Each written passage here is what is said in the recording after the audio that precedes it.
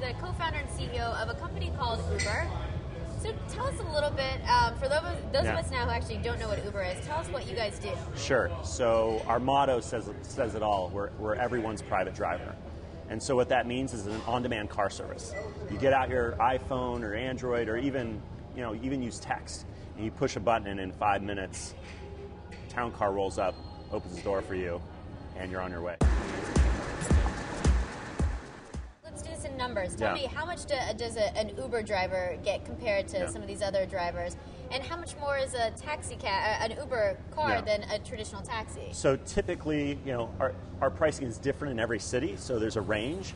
But you can expect between that getting an Uber and getting around town in an Uber is going to cost between 40% and 60% more than getting in a taxi. So that's a lot. I mean, that's a lot more than a traditional taxi. And you're betting, and users are kind of catching on to this. What kind of people are consistently doing this? Well, look, these are folks who either can't get a ride around town.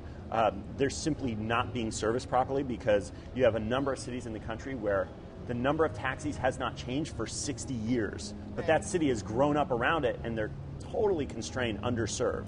So the types of people are people who, their time is valuable. They need to get to where they're going efficiently and conveniently.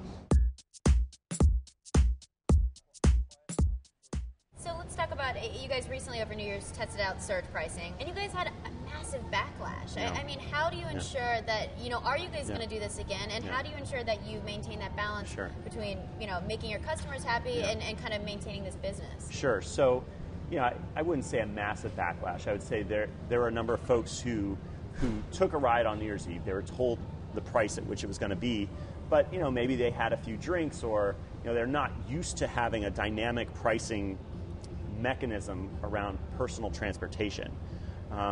Look, when you go to the club on New Year's Eve, the same one that you normally go to, you go to the bar or whatever, you might be charged a $100 cover, whereas the weekend before it was $10.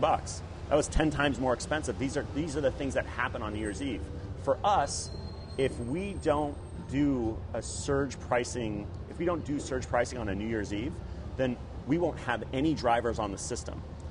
Remember, they don't work for us. They'll find other ways to make money because that night is a big night for them, and then we'll be a completely unreliable service if the price doesn't go up.